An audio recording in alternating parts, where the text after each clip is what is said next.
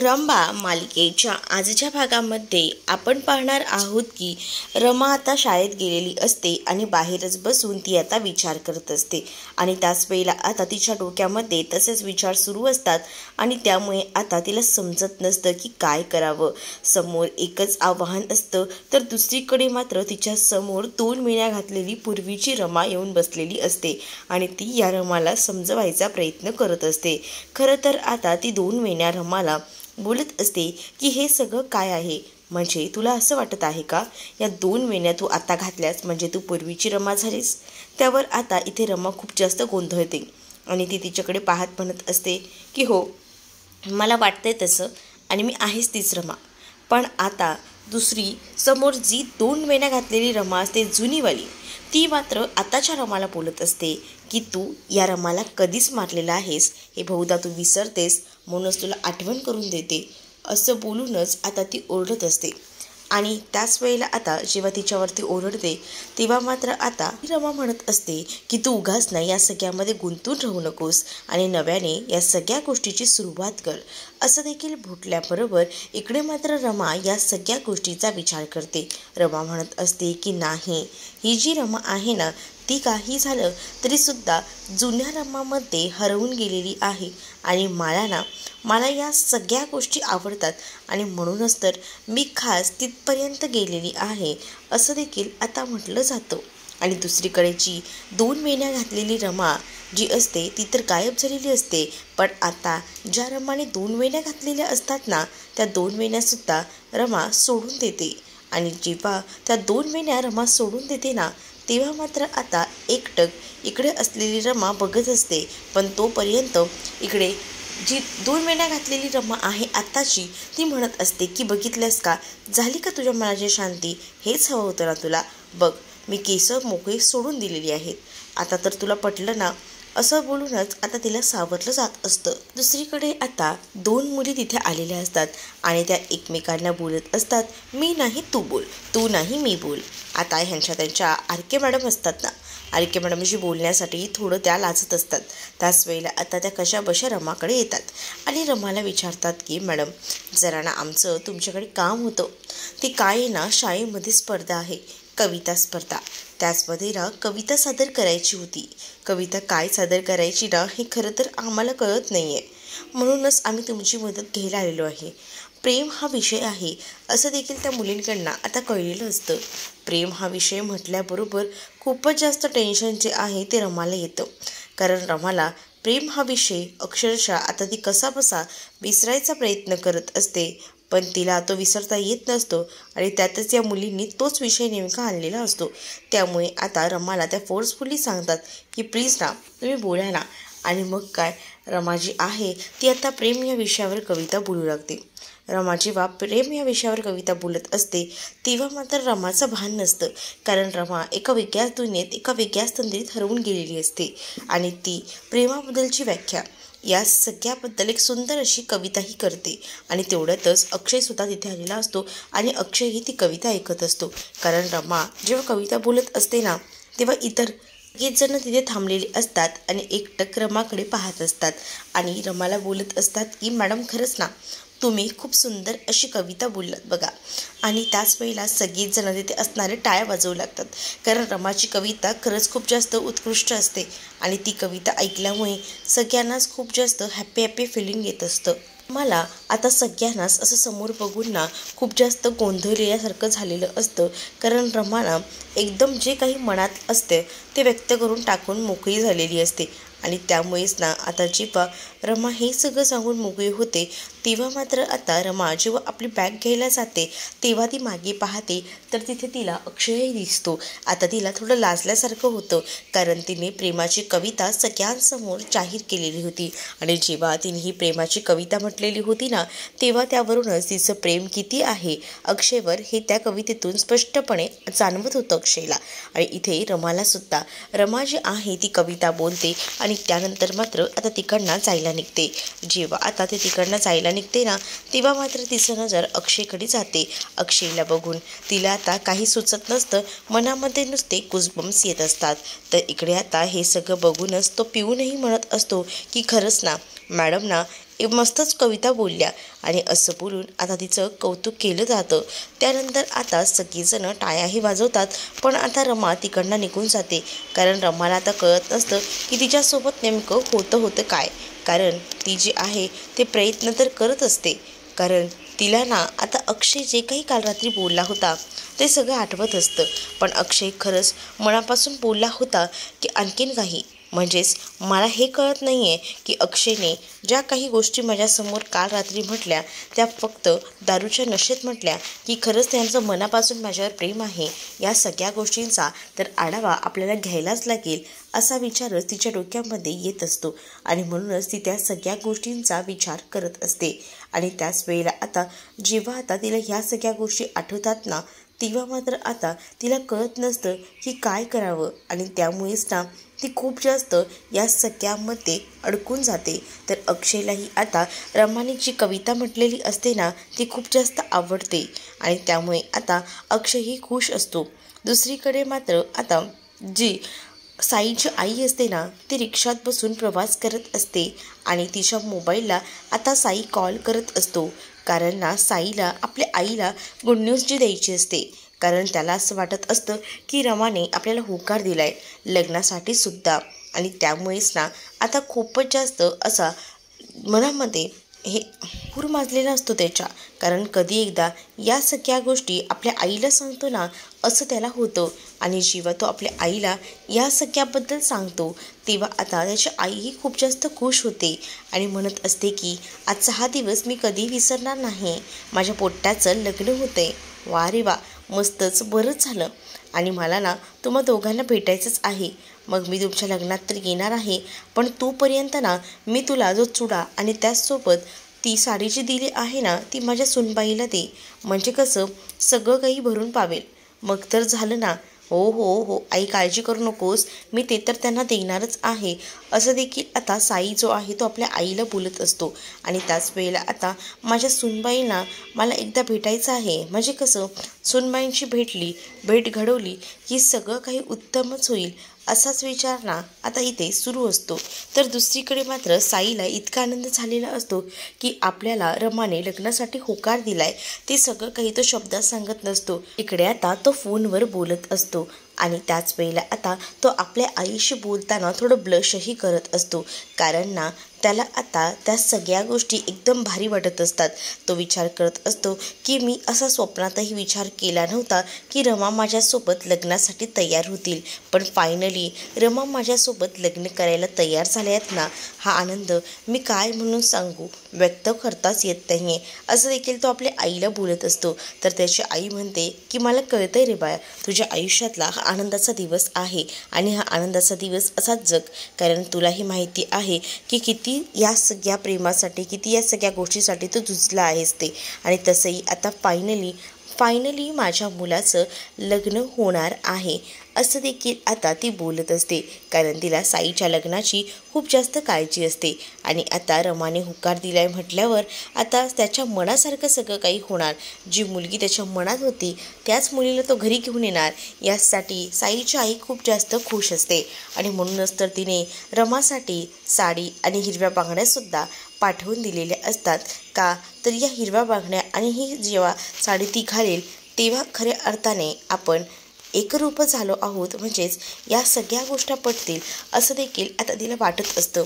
आणि म्हणूनच तर तिने ना आता ती साडी आणि त्याचसोबत त्याचा जुडा असतो तो लवकरात लवकर आपल्या सुनबाईंना जाऊन दे असं देखील साईला सांगितलेलं असतं. त्यानंतर त्या फोन ठेवतात आणि देवाचे आभार म्हणू लागतात. माझ्या मुलाचं सुख हे त्या रमामध्येच आहे आणि आज त्या रमाने त्याला होकार दिलाय, त्याच्यावरूनच त्याच्या चेहऱ्यावरचा आनंद स्पष्ट दिसतोय आणि तो आनंद तसाच टिकून राहायला हवा. त्या आनंदाला कोणाची नजर लागायला नको असं देखील साईची आई बोलत असते. आणि साईची आई जेव्हा हे सगळं काही बोलते ना तेव्हा मात्र आता साईनं फोन ठेवलेला असतो. त्यानंतर साई आता आपल्या कामामध्ये लागतो, कारण साईला पुढची कामं ही खूप जास्त करायची असतात आणि ती कामं खूपच असतात. आणि तेवढ्यातच अण्णांचाही त्याला कॉल आलेला असतो आणि अण्णा त्याला एका मीटिंगबद्दल सांगत असतात आणि ही मीटिंग तुलाच अटेंड करायची आहे, लवकरात लवकर त्या मीटिंगचं काय ते बघ असं देखील अण्णांनी सांगितलेलं असतं. अण्णांनी सांगितलेल्या मीटिंगला साईला लवकरात लवकर पोहोचायचं असतं आणि त्यासाठी साईला काही इन्स्ट्रक्शन दिले जात असतात. आणि अण्णांचा फोन ठेवून साई आता विचार करतो की रमासाठी साडी आणि त्याचसोबत हे लेटर आणलं आहे ते तर त्यांना द्यायलाच हवं ना. दुसरीकडे कॅन्टीनमध्ये आता तयारी सुरू असते, म्हणजेच आता बालदिन आहे. मग बालदिनाला मुलांना काय मेनू द्यायचा या संदर्भात ते एक लेटर आलेलं असतं आणि या लेटरवर खरं तर रमाची सही लागणार असते. आणि अक्षयही यायचा असतोच की अक्षयची वाट सगळेजण बघत असतात, कारण अक्षय त्या कॅन्टीनमध्ये कुक आहे आणि कुकची सहीसुद्धा त्या पेपरवर लागणार असते. त्याच वेळेला आता जे काही JR निघालेलं आहे मुलांचं त्याबद्दलच सगळी इन्फॉर्मेशन अक्षय वाचत असतो आणि त्यामुळे अक्षयला त्या पेपरवर सही वगैरे करून तो पेपर रमाकडे द्यायला लागणार असतो, कारण तो पेपर खरं तर साईनेच सगळ्यांना दिलेला असतो. कारण आता चिल्ड्रन डे आले म्हटल्यावर मुलांसाठी काहीतरी विशेष असा खाऊसुद्धा त्यांचं द्यायचं ठरलेलं असतं आणि याबद्दलच सगळं डिस्कशन जे आहे ते व्हायचं असतं. आणि म्हणूनच तर आता या सगळ्या गोष्टींना ऐकण्यासाठी जास्त कान आसुसलेले असतात, ते म्हणजे इकडे असणाऱ्या या अक्षय जो आहे तो रमाला भेटायचं असतं. रमाचा जो काही गैरसमज झालेला असतो तो दूर करायचा असतो, त्या विचाराच्या शोधातच असतो. त्यातच त्याला आता जे काही अप्रुव्हल घ्यायला रमाकडे पाठवलं जाणार असतं ना, त्यामुळे तो मात्र आता वेगळ्याच दुनियेमध्ये हरवून जातो. तर आता त्या पिऊनला सांगितलेलं असतं की जा ही साडी वगैरे ठेवून ये रमा मॅडमच्या कॅबिनमध्ये, आणि म्हणूनच साडी वगैरे ठेवून यायला पिऊन जो आहे तो कॅबिनमध्ये जातो आणि तो पिऊनना रमाच्या टेबलवर ते साडीचा बॉक्स ठेवतो. तर दुसरीकडे मात्र आता अक्षय कॅबिनमध्ये आलेला असतो आणि त्यालासुद्धा आता खरं तर रमाच्या त्या पेपरवर सह्या हव्या असतात आणि त्याचसाठी मुळात तो आलेला असतो. आणि जेव्हा तो तिथे येतो तेव्हा मात्र आता रमा जी आहे ती मात्र आता विचार करत असते की हे इथे आलेत. आता रमा थोडी गोंधळून जाते आणि रमाने अक्षयने तो बॉक्स पकडला आहे हे तर ओळखलेलं असतं. आणि त्याच वेळेला आता हे सगळं जेव्हा ओळखलं जातं ना, तेव्हा मात्र खरं तर रमाला असं वाटतं की अक्षय काल झालेल्या त्या गोष्टींबद्दल बोलायला आलेला आहे. त्यामुळे रमा आता अक्षयला म्हणत असते की जे काही काल झालं त्याबद्दल आता ऑफिसमध्ये डिस्कस करायला नको, आपण घरी जाऊया आणि मग त्या गोष्टीवर डिस्कस करूया. मला माहिती आहे तुम्ही काय बोलणार आहात ते, की तुमच्याकडनं ते नशेमध्ये झालं, पण आता अक्षय ना त्या सगळ्या गोष्टींना हात घालतच नाही. मुळात अक्षय खरं तर ना कामासाठी म्हणून तिथे आलेला असतो आणि त्याचसाठी तो आता रमाशी बोलण्याचा प्रयत्न करत असतो. म्हणजेच काय तर रमाला आता तो सांगत असतो की हे घ्या, यावर पेपरवर तुमची सही हवी आहे. साई सरांनीच दिलंय मुळात, कारण ना चिल्ड्रन डे आहे आणि त्याचसाठी काही मेनू डिसाईड केलेला आहे, तर त्यावरच तुमची सही हवी होती असं देखील अक्षय आता सांगू लागतो. त्यावर रमा तर आता शांतच बसते. रमाला असं वाटतं की अक्षय त्याच गोष्टीसाठी तिच्यापर्यंत येऊन पोचलेला आहे. रमा आता ते लेटर वगैरे वाचते आणि त्यानंतर त्या पेपरवर सह्या वगैरे करते आणि त्यानंतर तो पेपर जो आहे तो अक्षयच्या हातात द्यायला चाललेली असते. तर त्याच वेळेला अक्षय तिला म्हणतो की मॅडम पेपर नीट तर वाचलात ना, सगळ्या काही ज्या फॉर्मॅलिटी होत्या त्या पूर्ण केल्यात ना, असं देखील आता अक्षय जो आहे तो रमाला बोलत असतो. तर त्यानंतर आता अक्षयचा काही तिथून काढता पाय निघत नसतो. त्याला आता त्या सगळ्या गोष्टी आठवत असतात आणि त्यामुळे ना आता त्याला कळत नसतं की काय बोलावं. खरंच मी माझ्या प्रेमाबद्दल आणि या सगळ्याबद्दल सांगू का हिला, पण नंतर ना त्याच्या लक्षात येतं की रमाने मगाशी एक कविता म्हटली होती आणि त्या कवितेचं तर तिचं कौतुकच केलं नाही आपण, आणि म्हणूनच ना तो आता रमाच्या कवितेचं कौतुक करत म्हणत असतो की खरंच ना आज कविता खूपच सुंदर बोलात तुम्ही, म्हणजे मलाही माहीत नव्हतं की तुम्हाला प्रेम या विषयावर इतकी सुंदर कविता लिहिता येत असेल. त्याच वेळेला आता मॅडम तुम्ही तर ना हे वाचलं हे सगळं ठीक आहे, पण तुम्ही एक गोष्ट बहुतेक विसरताय, या पेपरच्या पाठीमागे सुद्धा काहीतरी लिहिलेलं आहे. खरं तर ना हे सगळं काही साईने लिहिलेलं असतं. मग आता अक्षयने तिला हे सगळं बघण्यासाठी सांगितलेलं असतं ना, तेव्हा मात्र आता रमा जी आहे ती म्हणत असते की आता काय झालंय. तर अक्षय म्हणतो की मॅडम या मागे सुद्धा काहीतरी लिहिलेलं आहे, ते तुम्ही वाचलेलंच नाही आहे. तर इथे खूप मोठा असा गैरसमज झालेला असतो ना, की रमाला असं वाटत असतं की साईने नाही तर अक्षयनेच या सगळ्या गोष्टी लिहिलेल्या आहेत. आणि त्यामुळेच ना रमा आता अक्षयच्या हातात ना जेव्हा तो पेपर घेते तेव्हा एकटक त्या पेपरकडे पाहत असते. कारण ना तिला खूप जास्त भारी वाटत असतं आणि तिला असं वाटतं की अक्षयने हे आपल्यासाठीच केलेलं आहे. आणि म्हणूनच ती पेपर वाचत निवांत अशी बसलेली असते. आणि जेव्हा ती पेपर वाचते ना तेव्हा मात्र आता अक्षय जो आहे तो पेपर एकटक बघत असतो.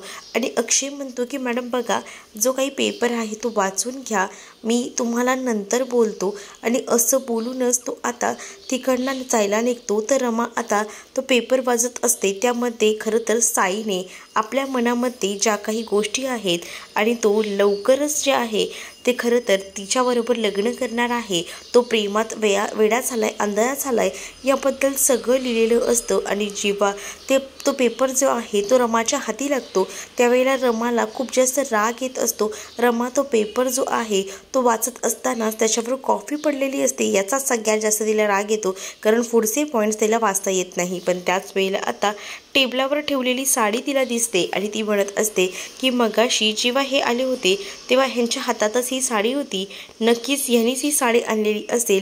आणि असं बोलून ती साडीला जवळ घेते आणि कुरवाळत असते.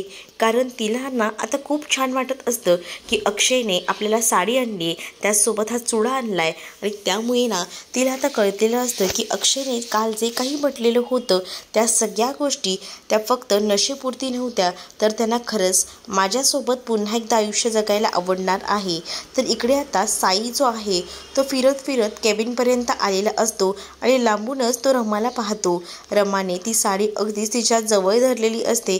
त्यामुळे नक्कीच आपली साडी हिला आवडली आहे आणि आपण दिलेल्या साडीमुळे ही खरंच खूप सुंदर दिसणार आहे, ह्याच गोष्टी ना कुठेतरी ना डोक्यामध्ये येत असतात. आणि त्यामुळेच ना तो या दुनियेमध्ये हरवून जातो की रमाने आपलं प्रेम स्वीकारलं आहे आणि त्याचसोबत रमाला आपल्याबद्दल खूप काही वाटतं, हे फिलिंगच त्याला येत असतं. आणि त्यामुळेच ना तो खूप जास्त हॅप्पी असतो. साईला असंच वाटत असतं की रमाने आपल्याला होकार दिलाय, ती आपल्यासोबतच लग्नाला तयार आहे असं. आता ते साडी वगैरे घेऊन म्हणजे साडीचा बॉक्स घेऊन रमा आता घरी आलेली असते आणि ती तिच्या रूममध्ये जाते. रूममध्ये गेल्यानंतर ती साडी पुन्हा एकदा निहाळत असते. कारण तिला जे आहे ना ते त्या साडीमध्येच खूप छान वाटत असतं की अक्षयने आपल्याला ही साडी दिली आहे, तर आपणही ही साडी जी आहे ती एकदमच जवळून पाहायला हवी, खरंच निरखून बघायला हवं. आणि या सगळ्या गोष्टी ज्या आहेत त्या रमा तसंच करत असते. आणि तिला ना या सगळ्याबद्दल एक वेगळंच फिलिंग येत असतं आणि त्यामुळे ती खूप जास्त हॅप्पी असते. ती आता विचार करत असते की अक्षय किती माझ्यासाठी करतात ना, म्हणजे मी विचारही केला नव्हता की ते माझ्यासोबत असं काही डिस्कस करशील, माझ्यासोबत एवढं प्रेम करतील असा देखील विचार आता ती करत असते. तेवढ्यातच मालविका तिथे येते आणि मालविका जेव्हा तिथे येते तेव्हा आता ती सांगत असते की अक्षय माझ्यासोबत लग्न करणार आहे नेक्स्ट वीकमध्ये आणि त्याच सगळ्या गोष्टी मी तुला सांगायला आलेली आहे. अक्षय लग्न करणार ही गोष्ट जेव्हा रमाला कळते ना तेव्हा रमाचा काळजाचा तुकडा पाणी पाणी होऊ लागतं अक्षरशः. कारण किती स्वप्न बघत होती रमा अक्षयसोबत लग्न करण्याची, पण आता हिने सांगितलेलं असतं की अक्षय आणि मी नेक्स्ट वीकमध्ये लग्न करणार आहे. त्यामुळे रमाला रडू येतं. रमाला जी साडी साईने दिलेली असते आणि तिला वाटत असतं अक्षयने दिली, ती साडीसुद्धा ती फेकून देते. त्यानंतर मात्र आता रमाला राग आलेला असतो. तिला कळत नसतं की हा राग कसा व्यक्त करू आणि त्यामुळेच ना ती आता खूप जास्त भडकलेली असते. तर तुम्हाला हा भाग कसा वाटला हे नक्कीच मला कमेंटमध्ये सांगा आणि अशाच नवनवीन भागांसाठी आपल्या चॅनलला सबस्क्राईब नक्कीच करा.